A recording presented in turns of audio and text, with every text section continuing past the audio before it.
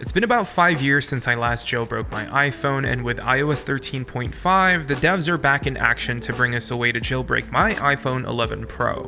Now, there's a lot that's changed since the iOS 8 days, but let's go over some of the tweaks and themes that I'm using for my personal setup, and if you're trying to jailbreak your iPhone or iPad, make sure to go ahead and check out the link in the description on how to do that. But before we check out what I'm using, I just want to quickly thank dbrand for sponsoring this video.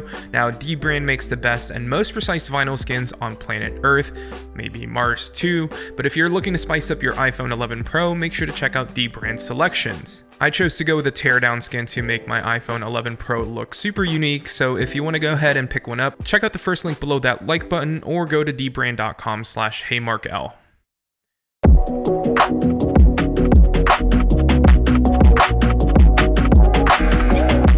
Alright, so the first thing I figured I'd show off is my lock screen, which looks a lot cleaner in my opinion. So this tweak is called Jellyfish, and with this tweak, it'll give you a more modern, minimal looking clock and add weather conditions on your lock screen. Now, there's not a whole lot that you can change on here other than the font size, thickness, and alignment, but I'll be sure to leave the links or name of these tweaks right below that like button, so make sure to go check those out. I also changed the battery icon, Wi-Fi, signal bars up top using a theme called Nova, but I used Juice and Snowboard to change them.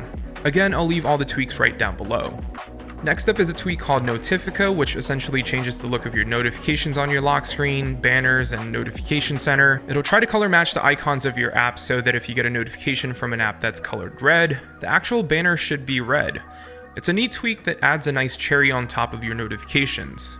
Now, when I'm playing music or a podcast on my iPhone, I can easily swipe to the right and bring up this new music player UI, which is from a tweak called Garden. Now, this essentially just adds a new page on your home screen with basic media controls and disappears once you're done playing music. It's pretty handy in case you need to quickly stop or rewind a song and you're on the home screen already. Now, next up is a collection of tweaks that I've installed for the Settings app. So these three tweaks all work collectively and only affect the Settings app. So they're Round Prefs, Shuffle, and Settings widget. So starting with the most obvious is Round Prefs. This essentially just makes your settings list rounder and look a lot more pleasing. The next one is Shuffle, which takes all of the app settings and extra settings that you have and groups them by apps, system apps, and tweaks and puts it at the top of the list. Now, Settings widget just adds your battery health and storage above your iCloud info, which is pretty convenient. Now, all three tweaks are super subtle but completes the overall look and overall experience to my device. Now, in terms of the theme that I'm using a theme called Leica Dark. It's from a designer named Devi. I'll link his Twitter right below that like button so you can check out his work. I'm a fan of dark theme phones or dark icon packs in general, and I think this just fits the overall aesthetics that I'm looking for. Now, to apply this theme, I'm using Snowboard, like I said earlier in the video, which is a simple theme picker, and once you've selected your theme, just respring your device and you should be good to go.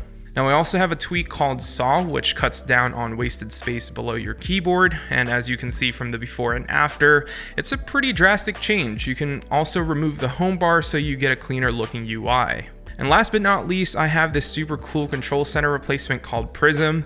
It basically overhauls the stock full screen control center, and now when you swipe down from the upper right hand corner, you get controls that pop up from the bottom, which looks a lot better, and I think it makes it easier to access your controls.